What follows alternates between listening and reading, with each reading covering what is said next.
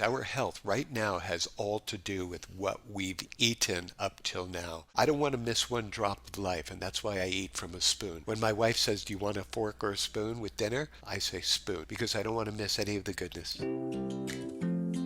Hi, everyone. Welcome to Hart Inspired, the show dedicated to highlighting individuals in their pursuit of authentic leadership. We peel back the layers to uncover the roadblocks we all face, explore the actions we can take, and how to persevere towards the best version of ourselves. It is my hope that you'll be inspired by their story and gain some insights to help you in your own journey. Who doesn't love food? Yes, we need it to survive, but to me, it's much, much more. I'm in the zone when I am creating a great dish for friends and family. And how do you feel about living in Hawaii? Mathew Gray, a chef who spent time cooking for the Hollywood elite before starting his own business, Chef Mathews Fine Foods. His expertise extends beyond being a chef. He is a metabolic health specialist, author, food tour creator, radio talk show host, and passion strategist.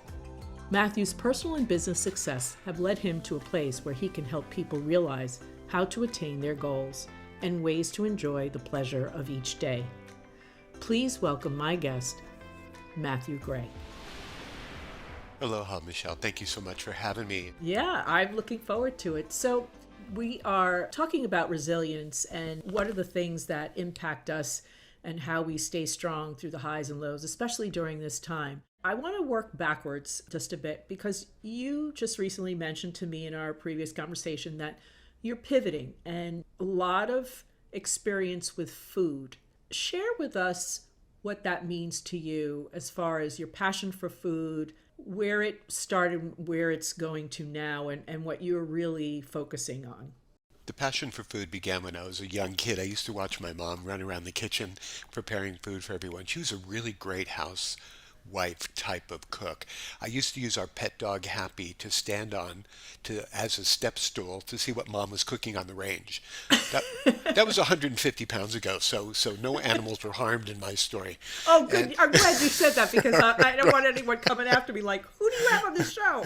right, and that kind of began and birthed my love of flavor and aroma and taste and all of those things. Just watching mom, and one thing led to another, and my life eventually became a professional chef after schooling in London, and I traveled with some rock and roll bands like the Eagles on their Hotel California tour, and then eventually I began chefing for people in the Hollywood and rock and roll industries. So my whole life has been some form of entertainment related to food and people pleasing. I think of rock and roll bands and I think of late nights and a lot of vending machine and junk food. So that's not the case. I mean, maybe there's a blend. Was it not? Or did they really eat fine food? Both. Definitely was a blend. And, if you could survive as long as I have and as long as many of the bands have, you know that they must have been doing something right because our health right now has all to do with what we've eaten up till now. So most people, are on some form or more of medications. And you know that when you go visit your doctor for an annual review, your doctor sees you for 5 minutes, gets you a blood test, and the next time you go back to follow up, he says, "Oh, you have such and such. I'm Yeah. going to write you a prescription. Goodbye."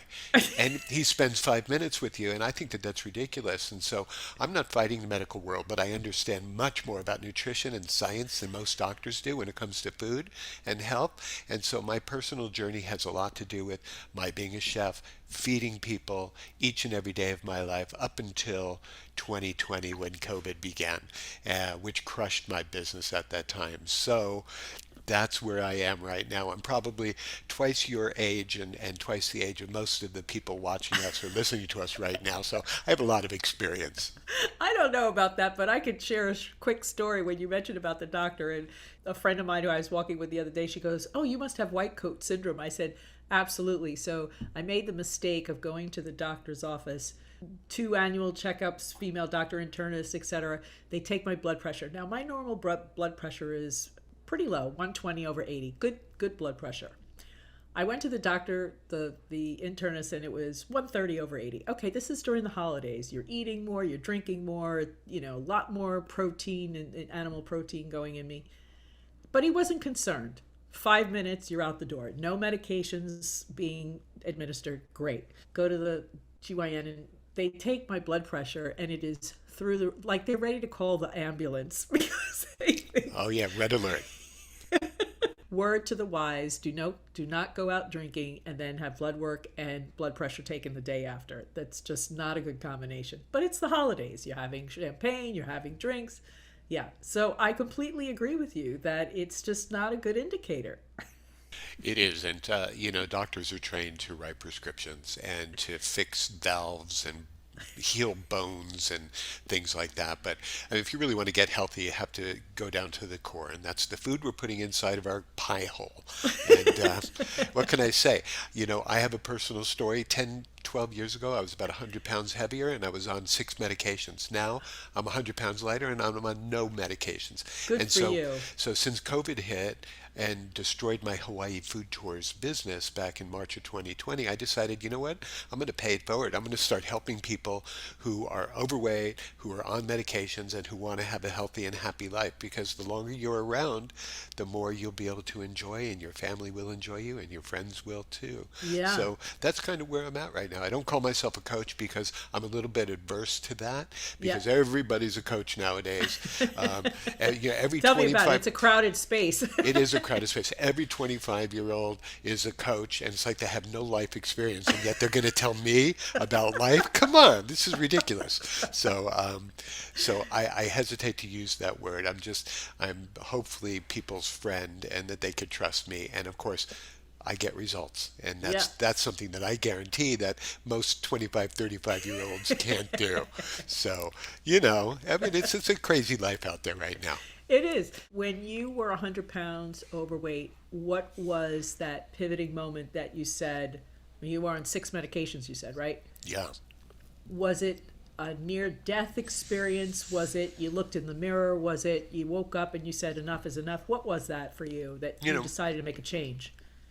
It was the enough is enough thing. And you have to kind of reach that point. Each and every person has to overcome their addictions and their issues on their own.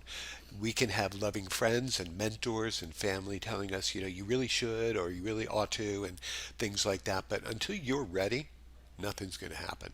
So that's when the persistence and the determination has to kick in, and then you have to bear down and get your stuff together. And that's what I did. I'm really good at, once I make up my mind, I'll succeed. And up until that point, I had made up my mind that I was going to eat to excess and play the chef role, the chef role that everybody says, don't trust a skinny or a trim chef, right? So I was done playing that. That was like the previous lifetime. It was time to step into a new lifetime. So, did you have to relearn or take any kind of initiative to figure out a different way of cooking and eating? Oh yeah, well the choices are completely limited compared to what they used to be, and I have learned under some of the greatest technicians and nutritionists and scientists in the world, and I have a lot more information at the ready now. And of course, being a chef, I can make everything taste great. So when people come to me and they ask for health advice and how do I fight my diabetes or my obesity, I say, I'm going to help you. I'm going to give you recipes. I'm going to tell you and show you how to make things taste great. And so you can get to where you want to be, whether it's to look good or to feel good. The most important thing is being healthy, because weight loss is kind of an end result of getting healthy. And so once you decide to get healthy and you eat the right foods, the weight's going to come off and the diabetes is going to reverse itself like it did in me. And you're going to get taken off of medications. And my doctor said to me, Matthew, you're my hero. What have you done? And so he Yeah. was freaked out because he didn't know anything about nutrition. So I had to actually sit down with my doctor, my own GP, and who had been doing it for 50 years, and tell him exactly what my process was. And so he got to learn from me. How do you like that one? Yeah, I find it very amazing that doctors know less about nutrition, the stuff that goes into our bodies at least 3 times a day, if not more, naturally, compared to medicine where, you're drinking it, you're taking a pill, that have a huge impact on how we are living our lives. It's really incredible. You think about if you are in the hospital, hopefully not, and you're given this food that it doesn't taste like food at all. It's The pure crap they serve the in the crap. hospitals, that it's like they should be put in prison for serving jello and cottage cheese and oats and stuff like that. It's ridiculous. It's the wrong way to go. But you know what? From a business perspective, they're feeding you exactly what they need to keep you in the hospital. Yes, it's a business. You have to remember it's a business. Now, there are some doctors out there who really and nurses have a real love for healing and taking care of people. But the bottom line is it's a business. It is a business. Big food starts the disruption, and Yeah. big pharma ends it. So, we have to be smart enough and cluey enough to be able to recognize that. So even with someone who has the intent to heal others, they might not have the right information and the science. It's fortunate that I do. So I'm able to take care of myself and those around me. A guy came to me the other day whose show I was on recently, and he said, I didn't realize he had so much background in food science and nutrition. I'm scheduled for open heart surgery. Could you help me? Oh I my said, goodness. absolutely. So he feels like he's got a really good cardiologist, but he also feels and understands that he doesn't know anything about nutrition. So Yeah. he's coming to me. He wants to be able to lose the weight, keep it off, be healthy and happy, because his heart valves and all that's going to get replaced and fixed and all that. But that's only part of the puzzle. So I'm the continuation for people. That's really great. So I have in my own circle of friends and family people who have blood pressure issues. They've had life experiences, medical issues that have really impacted them. Would you say that when those, eye-opening situations happen, is it too late to do something about it? I mean, yes, you can start to make a change with your food and diet and everything else like that. But if you start to feel those symptoms, when is the right time for you to start thinking about, hey, is there an age? Is there symptoms? Any insight into that? A ton of insight about that. The time to begin when you're feeling crappy is yesterday. So there is no excuse to not get going. If you're diagnosed with type 2 or prediabetes or high blood pressure, you can start right away in reversing that. I know this. I do it. I help people with it all the time. So that is not a sign to give up and Mm, just give in and say, I'm gone. That is a signal for you to like reach out, get a mentor, get somebody who can help you, and get on the program, because I can take someone for 30 days and you'll see results, and your blood pressure probably will go down, and your weight will go down, and you'll start to reverse a lot of these diseases. So uh, I guarantee my work. And yes, it's not time to give up, it's just time to get ready and get real. one of the things that I've learned throughout the years, because I did go through a drastic weight loss myself and started working out. And for me, I feel that as soon as I started to do that, yes, I will make the bad choices of eating certain foods that I know are not good for me, but I'm much more aware. I'm not eating them unconsciously. I'm not saying, oh, I need to fuel myself, so I'm going to eat this and I'll feel better. It's like, I know this is not the best thing for me to eat right now, but you know what? Everything in small doses. When you're more in tune with your body and you can really make conscious decisions, that's when I feel there's a shift. Do you agree? A moment ago, Michelle, you said about moderation. Everything in small doses is exactly what you said. Yeah. And that reminded me of what my dad used to say. He would say, Matt, everything in moderation, even excess. So he understood that you can live life at all different parts of that circle, but Yeah. most likely, probably better to live it towards the healthier part of the circle. We know this because we're at a certain age where we're not invincible anymore. Uh, Right. like kids who are in their teens and 20s, they're invincible. Just ask them. We know that this life is finite, and what we're trying to do is make the best of it. You really don't feel the stuff, and you don't get the disease until you start to get of a certain age. So why not cut it off at the pass, start to learn and live right, and then you'll be okay.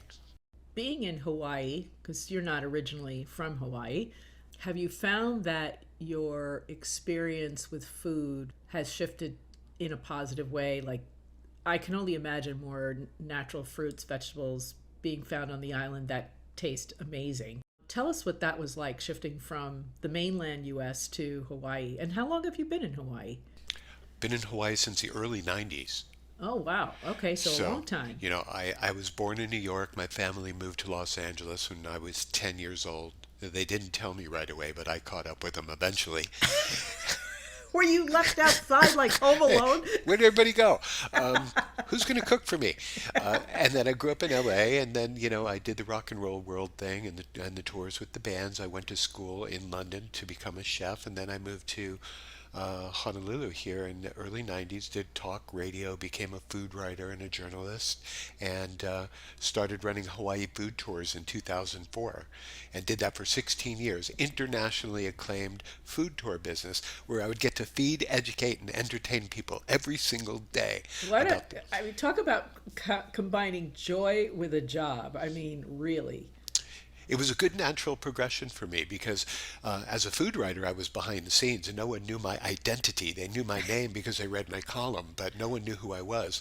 And then in 2004, when I started Hawaii Food Tours against everyone's advice, I decided, really what I want to do is do this. I want to do face to face with people. I wanted to touch and educate and get people involved in the culture and the history and the architecture and the flavor. And I got to do that.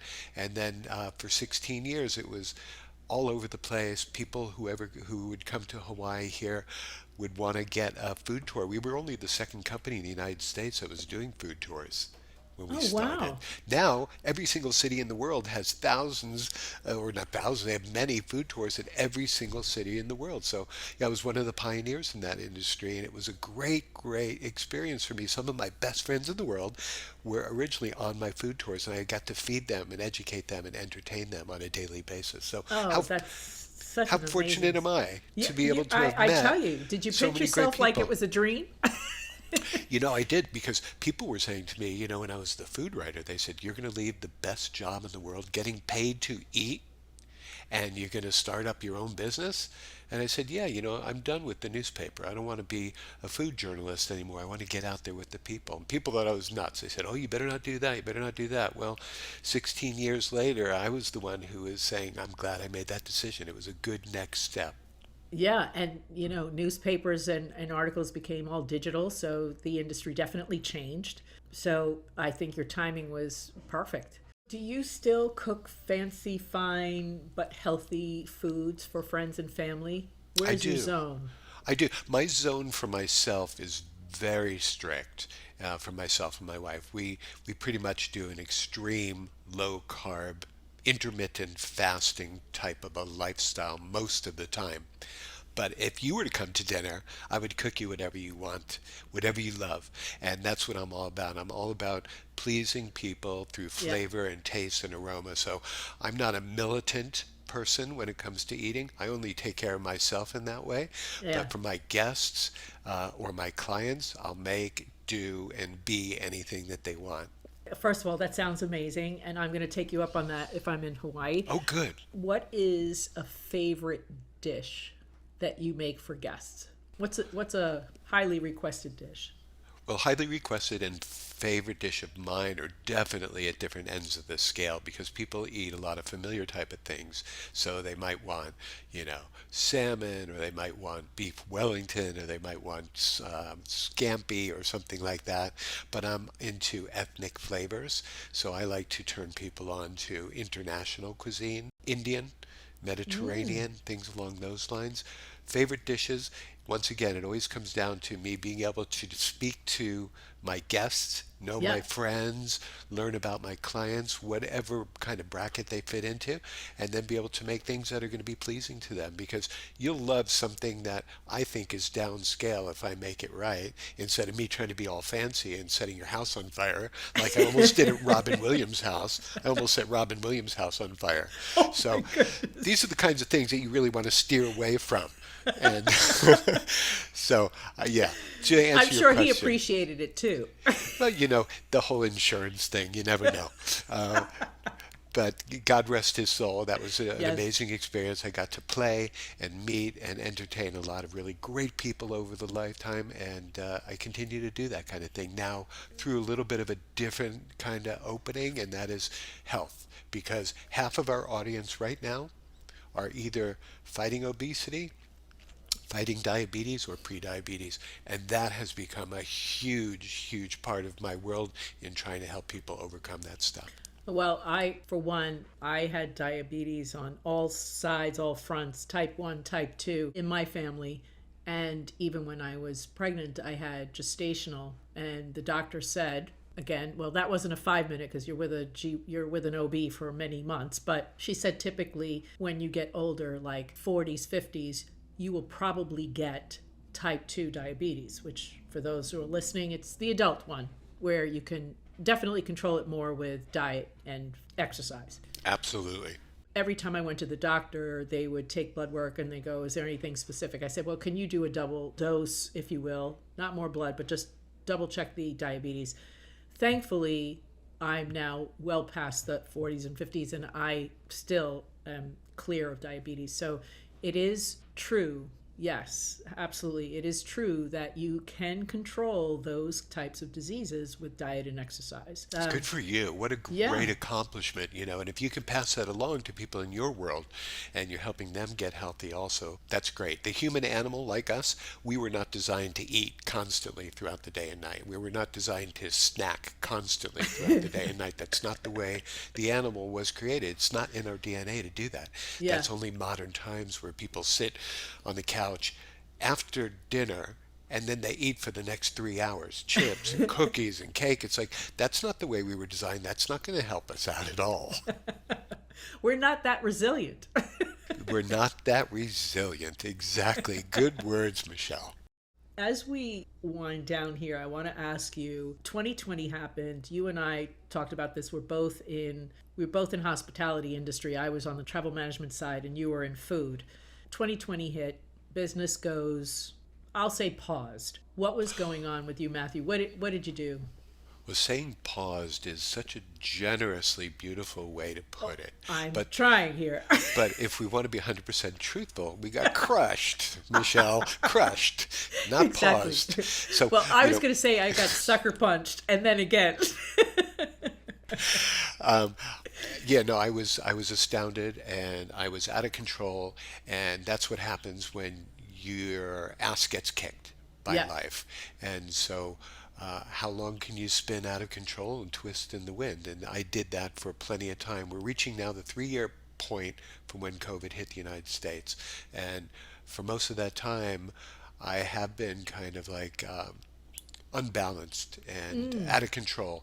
And the only thing that's really kept me plugged in is helping people get healthy through food, because I know food and I know science. And so I've been able to do what I've been able to do. And that's really, really satisfying to me at this point. Thankfully, you found a way to kind of balance yourself because it was a feeling of out of control. I know you love being with people and things like that.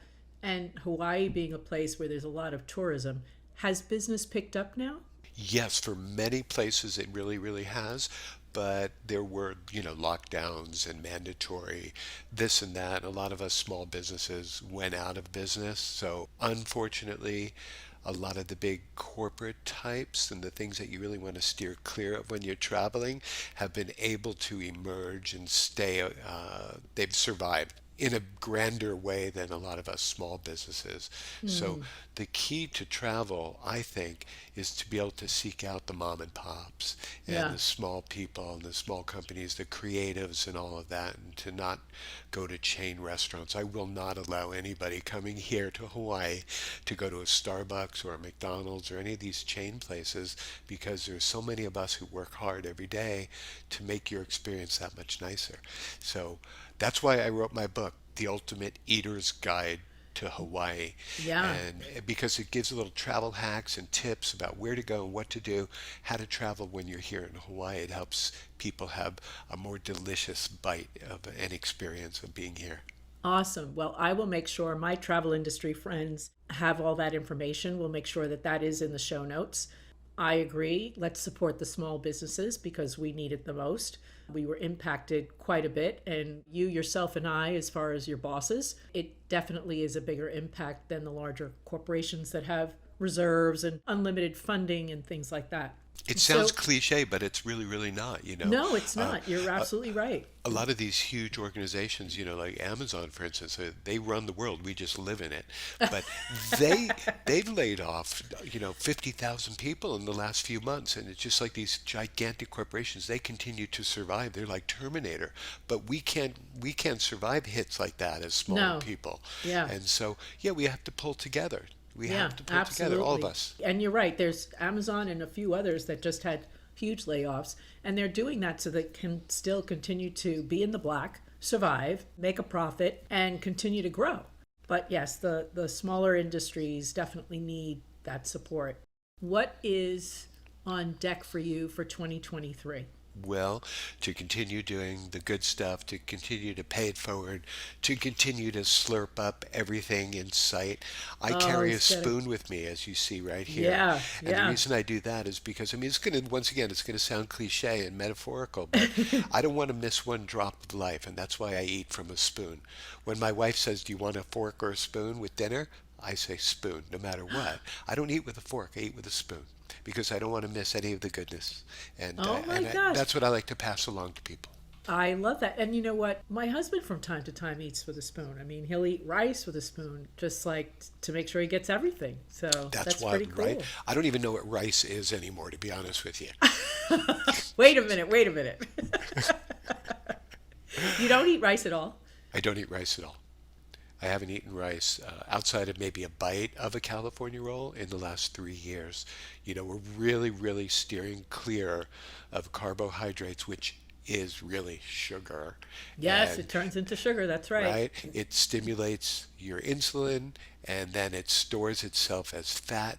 And if you want to know, anybody wants to know, you can contact me. I'll give you a nice little talking to, and it won't cost you a penny. So, Well, we'll make sure we have that in the show notes. Anyone who wants to know, well, I don't know about my Latinas and myself about staying away from rice. I do know some people who don't eat rice, who don't care for rice, but I'm not eating it every day and I'm not eating it in huge quantities, but I do love rice. I So, hear you. I so totally miss pasta and rice and oh, potatoes. Okay, I do. I really do. But you know Matthew, what? you're singing a choir right now. I know it's like people are like they're turning it up. They're going, "This guy's saying he doesn't eat rice and pasta. What the heck, man?" They Um, might be turning it off and saying, screw this episode. exactly. I don't want to be healthy. So no, I think that they do. I think they're listening very closely and they're curious to find out like what the heck does he eat. And so yeah, I'm all into making sure that 2023, to answer your question, is about putting smiles on people's faces, giving them good entertainment, and making sure that their health and their future are safe. Oh, that's awesome. That is so awesome. All right. I said I was going to wrap it up, but I have two more questions because you just sparked something else for me. Go for it. I'm So all yours. You know this. one is, do you play a musical instrument? No, I'm more of a writer and a techie, and Okay. I'm very musical, but I'm not a musician. Okay. Fair enough. Yeah. And you mentioned intermittent fasting. Does not eating after 5 o'clock in the evening and not eating again until 10 the next morning considered intermittent fasting because you're partially sleeping? Yeah. What I do is I do an 18-6 window personally. That means for 18 hours out of the day, I do not eat calories. Okay. I eat from 1 in the afternoon till 7 at night. That's the only time I consume calories. And the other times, the other 18 hours, I'm either sleeping or not sleeping and watching TV and drinking water or tea or black coffee. And yeah, it makes a huge difference. And there's good, relevant, recent science that shows it. Was doing it from 4 in the afternoon till about 9 in the morning. Well, that's what? That's 17 hours? Yeah. That's amazing. That's Yeah. fantastic. A lot of people, when I start them on intermittent fasting, I do a 16-8. You're doing a 17-7, right? Yeah. That's fantastic. That's great for your health. It's really good for your body because we're not meant to be digesting and trying to process food all the time. Just like I said earlier in the show, we're not meant to be eating all the time. Yeah. Your body needs a rest. Yeah. And so you're doing great stuff. And that's why you look so awesome. Oh, well, thank you so much. You're coming back every day. Okay. I'm okay with that. Well, Mathew, thanks again for sharing your insight. I wish you all the best. I'm going to make sure that your book and all your information are in the show notes. So if people want to find out more about how to eat a better way and have a healthier and longer lifestyle, they'll be able to contact you and find out more. And of course, for my travel industry friends, please be sure to pick up the book or refer this to your travelers if you're booking for travelers, so that we can support small business owners like Mathew. Oh, you are such a sweetheart. I will come back every day. Hey, we have to stick together, right? That's right, Michelle. Great show. Thanks so much. Oh, well, thank you, and be well, and all the best to you in 2023. Aloha, everyone. Aloha. Thank you again for listening. We'll be back soon with a brand new episode of the Hart Inspired podcast. Until then, I'm your host, Michelle Delgado. I welcome you to support the show by rating us on Apple, Spotify, or wherever you listen to your podcast. To learn more about Hart Metrics Consulting, book a strategy call by visiting the website at hartmetrics.com.